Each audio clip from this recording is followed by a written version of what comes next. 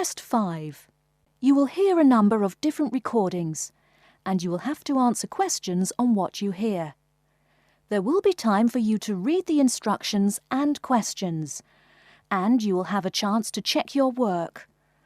All the recordings will be played once only. The test is in 4 sections. At the end of the test, you will be given 10 minutes to transfer your answers to an answer sheet. Now turn to Section 1. Section 1.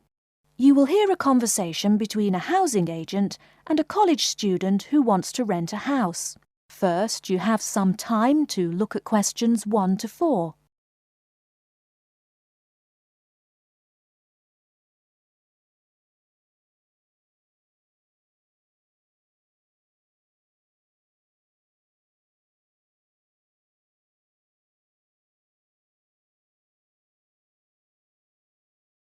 You will see that there is an example which has been done for you.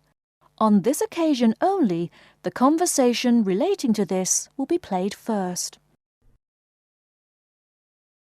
Good afternoon and welcome to Habitat Hunters. You must be Joseph. Yes, that's right. You said on the phone that I could come by at 2 o'clock. Sorry, I'm a little early. No problem at all. In Calgary's market, you have to move fast if you want a good apartment. Actually, I'd settle for almost anything. I've been here 10 days and the hotel is ruining me. My father has me on a strict budget. Sit right down here now, sir. Let's talk a little about the places before we go have a look. Now, we have 4 apartments available. Okay. Could you tell me more about those 4 apartments? Sure. The first one is on Beatle Road, just a block off campus. It's a 3-bedroom with a bathroom and a living room and a great Italian restaurant right next to it. The agent says that the first apartment is a 3-bedroom apartment with a great Italian restaurant right next to it. So, restaurant has been written in the space. Now we shall begin. You should answer the questions as you listen, because you will not hear the recording a second time. Listen carefully and answer questions 1 to 4. Good afternoon and welcome to Habitat Hunters. You must be Joseph. Yes, that's right. You said on the phone that I could come by at 2 o'clock. Sorry, I'm a little early. No problem at all. In Calgary's market, you have to move fast if you want a good apartment. Actually, I'd settle for almost anything. I've been here 10 days and the hotel is ruining me. My father has me on a strict budget. Sit right down here now, sir. Let's talk a little about the places before we go have a look. Now, we have 4 apartments available. Okay. Could you tell me more about those 4 apartments? Sure. The first one is on Beatle Road, just a block off campus. It's a 3-bedroom with a bathroom and a living room and a great Italian restaurant right next to it. How much? Well, it's $435 a month, including internet and utilities. Okay, that sounds reasonable. Any drawbacks to the house? There's a really big garden, but it hasn't been taken care of over the years and is just too big to clean up nicely. That sounds okay. Tell me about the next option. The other 3-bedroom apartment is on Oakington Avenue on campus. It is right near the building where you have classes, and the kitchen and living room are newly furnished. Wow, that sounds like a pretty good option. Well, it is a cool apartment, but since it's a dormitory, the living room, bathroom, kitchen and washing machine are all shared. It would be nice not to have to buy living room furniture, though. And how much is this one? $400 per month for a bedroom with an air conditioner. For a bedroom without an air conditioner, you would pay less, $340 for it. Yikes! Even with the air conditioner, it sounds really inconvenient to have to share facilities. I'll never cook if I have to walk down the hall to use the kitchen. Yeah, that's true. Before you hear the rest of the conversation, you have some time to look at questions 5 to 10.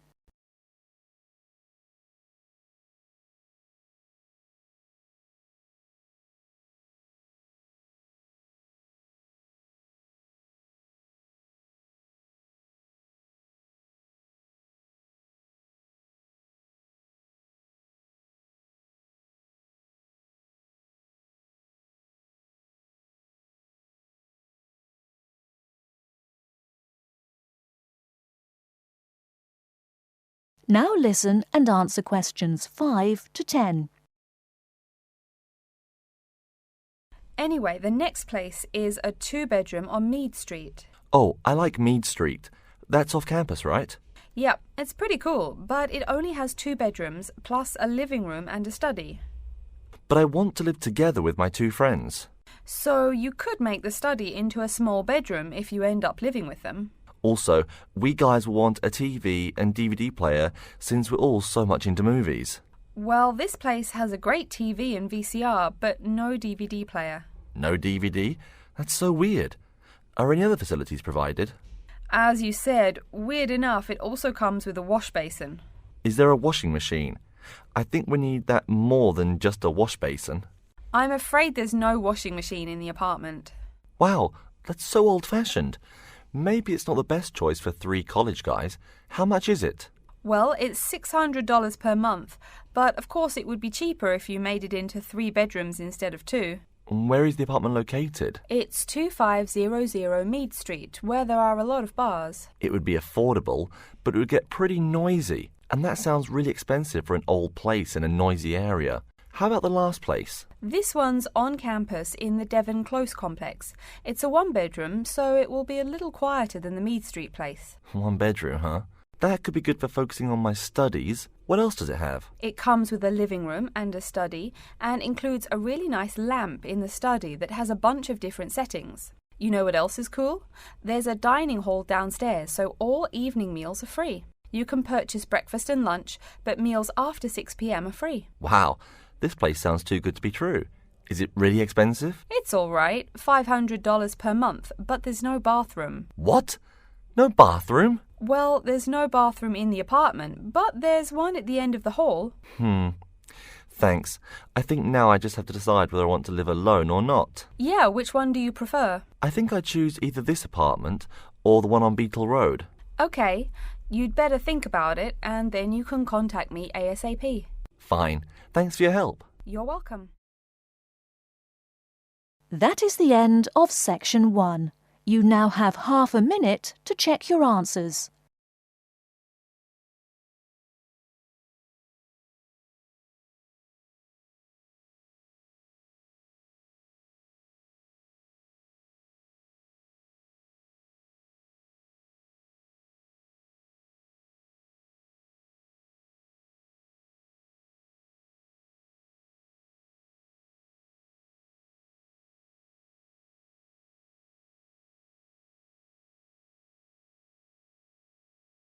Now turn to Section 2. Section 2. You'll hear a talk about the waste collection in Baltimore. First, you have some time to look at questions 11 to 15.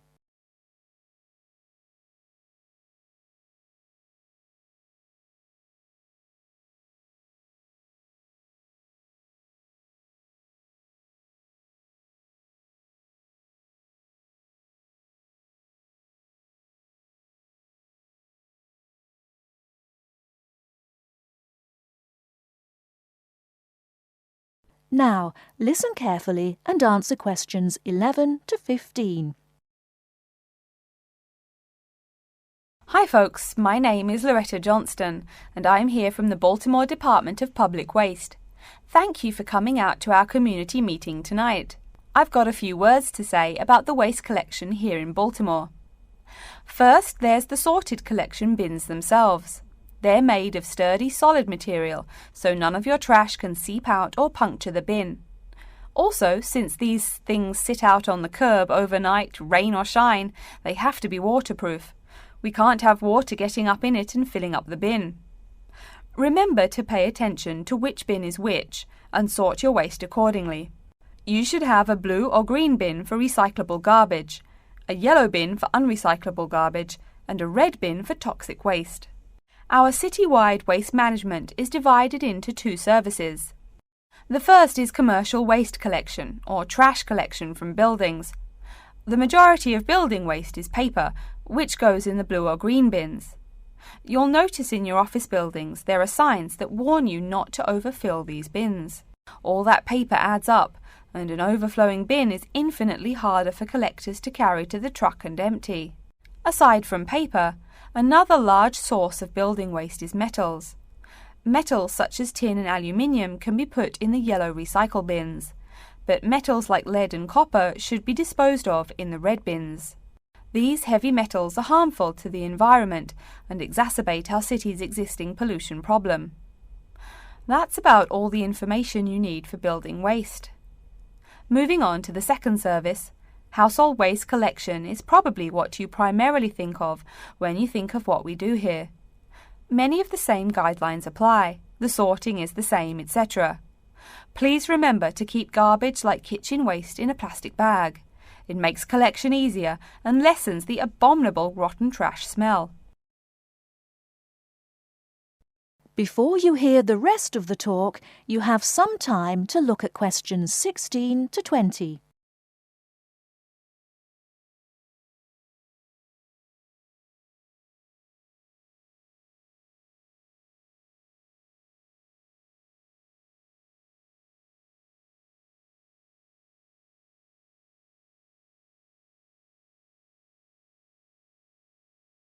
Now listen and answer questions 16 to 20.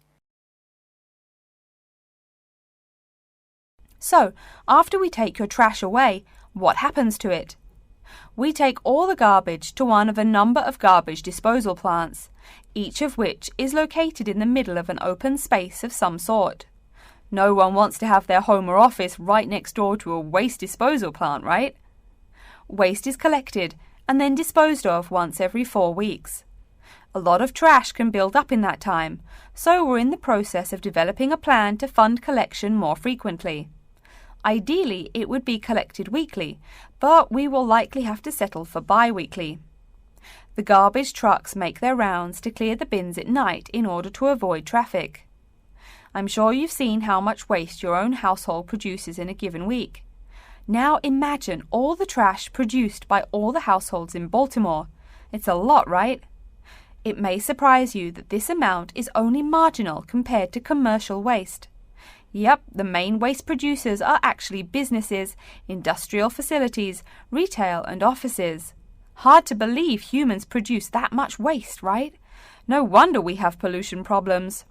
Anyway, after all incoming waste is sorted, recyclables are sent to a recycling plant, while garbage and toxic waste are transported to their respective areas of the plant for treatment. Items such as stones, which should not be disposed of in our bins, are separated out and discarded. Once the trash has undergone the treatment process, it is compacted and disposed of with all the other trash. And finally, when the landfill space is full, it is buried deep underground, and in time, something new is built on the land. That's everything about waste collection. Thank you for listening. Are there any questions? That is the end of section 2. You now have half a minute to check your answers.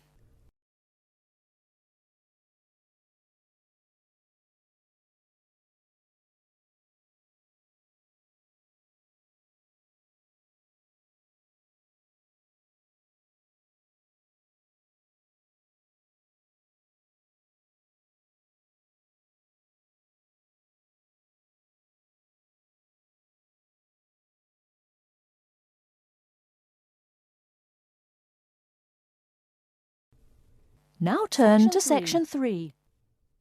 You will hear a student called Julie talking to her classmate named Ricky about a new essay that Professor Johnson assigned. First, you have some time to look at questions 21 to 24.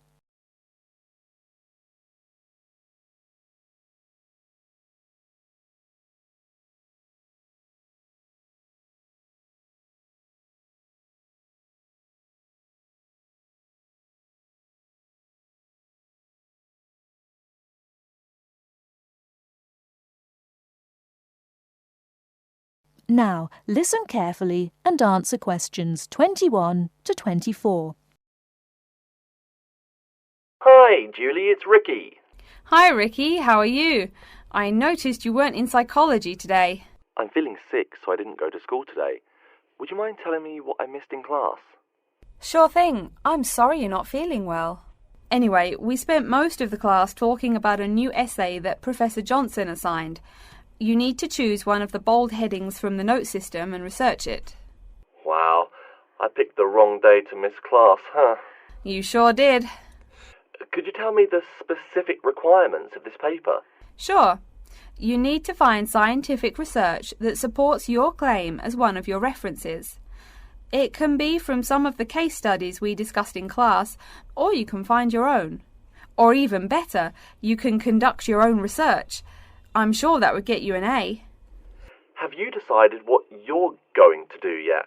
Also, where are you getting your references? Yeah, I'm going to research facial recognition by infants. I've already found a few experiments in scientific journals. That would probably be a good start for you. There are tons of journals in the library. Great idea, thanks. I'm considering writing my essay on the effects of one of the psychotropic drugs we talked about in class. I'm sure there is lots of stuff about it on the internet. Are we allowed to use information from the internet? Sure, you can use that as long as it's not your main source for information. You'll probably want to cite some of the experiments we went over. Good idea, thanks. I'm going to try to find some information from a bunch of different sources. Before you hear the rest of the talk, you have some time to look at questions 25 to 30.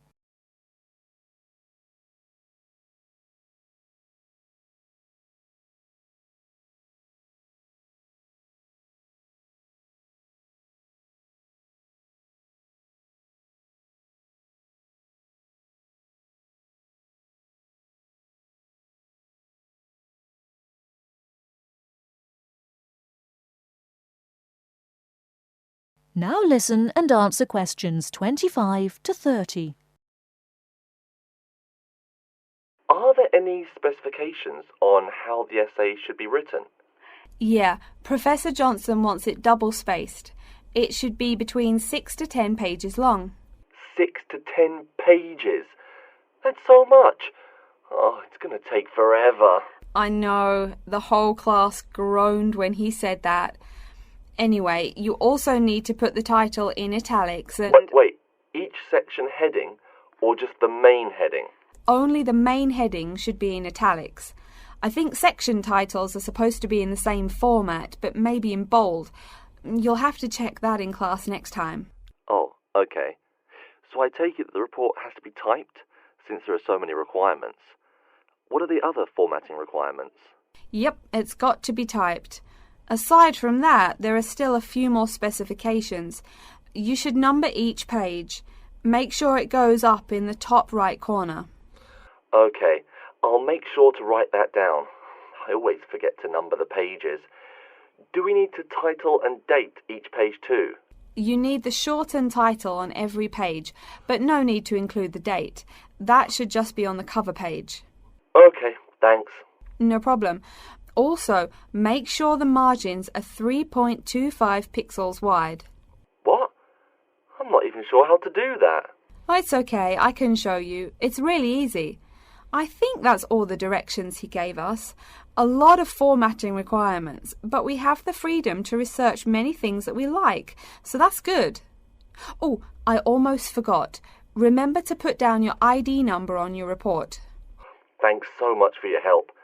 I'll see you in class Monday. No problem. Glad I could help. See you later. That is the end of section 3. You now have half a minute to check your answers.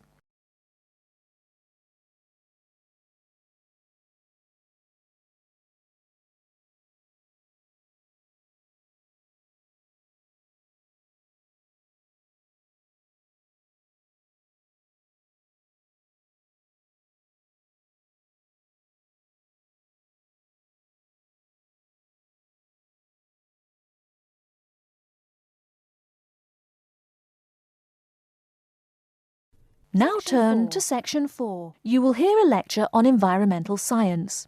First, you have some time to look at questions 31 to 40.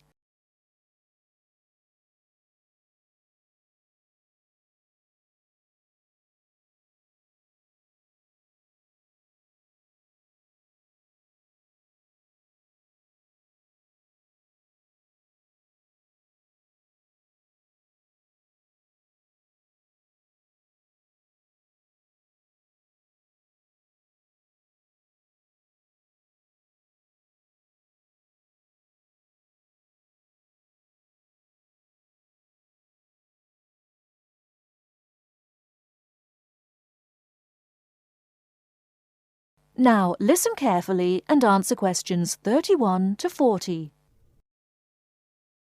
Good morning and welcome to yet another lecture in environmental science. I don't think I'm telling you a secret when I mention that water is a big worry here in Australia. The stuff is scarce. Perhaps that's why we drink so much beer, eh? Seriously though, a safe and reliable source of water is one of the great concerns of people everywhere. Moreover, as the world population grows, the pressure on existing water supplies grows greater and greater. Think about it. Our economic system demands that there be more and more consumers. The growing number of people has been tied to climate change, including droughts. So more people means less water. But our economic system demands a high birth rate. Forget about oil. Soon enough you will see wars for water. Mark my words. But today I'm going to confine my remarks to Australia. As noted already, here down under the water supply is extremely scarce. The only drier continent is Antarctica, and remember, no one really lives there anyway. Moreover, in recent years, the wind patterns have changed. Rain that used to fall on the country now falls out to sea hundreds of miles to the south. Now, when I speak of people needing water, most of you probably think of drinking. Certainly everyone needs water for drinking, but surprising as it may sound, drinking is not anywhere near being the main use for water. Most water is actually used for washing. When you take a shower, you probably use well over 100 litres of water. Every time you flush your toilet, that's about 8 litres, but most people drink no more than 2 litres or so per day. So, where to get water? It could be obtained from rainwater. But often rainfall consists of other harmful pollutants that evaporated with the water. In fact, acid rain, an intense example of this, causes harmful effects on the wildlife of the habitat on which it falls. Water from underground could also be used, though it is more difficult to contain and often must go through an extensive cleansing process. The purest water is found in rivers, creeks, lakes and dams. And, sad to say, Australia has precious few of these. Really, how many of your hometowns have rivers? Year-round rivers, I mean. The soil tends to be sandy, so water soaks into the ground. Many places are rocky too, so 87% of the rainfall is lost to evaporation. That's almost twice the evaporation rate in my native Canada. Speaking of rain, we already heard how rainfall is diminishing here in Oceania. The quantity itself isn't the only problem either. Going back to the problems with obtaining rainwater, a further problem is that rain is a useful source of water only if air pollution is fairly mild. Again, you're in a situation where you can't win. You need water where most people live. People tend to build cities where rainfall is adequate, but then modern cities tend to feature polluted air, which renders the rain far less easily usable. Okay, let's take a look at the table here. You'll see it showing the relative pollution of rainfall in the world's cities. The more people, the dirtier the rain. This is becoming a huge concern for people in the West who want their water to be pure and safe. Though reliable drinking water is important everywhere, the concern in the West is reflected in all the government regulations and political campaigns aimed at solving this problem. In contrast, there are not as many demands made on the governments in Asian and African cultures to improve the water, as their focus is on other issues. Now, whatever the source of water, we can never afford to forget that all water is highly vulnerable to contamination. Whether we're getting it from the ground, from bodies of water or rainfall, it is susceptible to a variety of toxins. In fact, that's why we clean it before using it. Water carries with it filth and dirt. This problem shows up in a number of different ways. As humans and all other animals need water to survive, it's no surprise to us that one of the most important domestic uses of water is for drinking. Yet, if you have old-fashioned lead pipes, you may slowly be poisoning yourself by drinking that nice clear water. The industrial pollution, farm chemicals, and leaky landfills are well-known sources of contaminants as well. So what is being done to ensure we Australians a safe and steady supply of drinking water? There are a lot of initiatives that make admirable efforts to remedy this issue. We'll be talking about this when we meet again on Thursday, but as a preview, I can tell you that so far the amount of real solutions that have been produced is not nearly adequate. Traditionally, we've been very free in this country. That means that every person and every province tend to go its own way. So the mechanisms for water management are, in a word, insufficient. To begin seeing how this is so, I want you to read something before our next class. Though a lot of previous data on water usage and water management are inconclusive and have thus caused quite a concern, we can learn a lot from the contents of reports written on the subject. The basis for the government's water policy is the 1989 White Paper reporting on water use, present and future. If you compare the numbers offered in the paper with those in the text, you'll find that the report is rather untrustworthy. Truth being told, I'm being too kind when I say that. That is the end of Section 4. You now have half a minute to check your answers.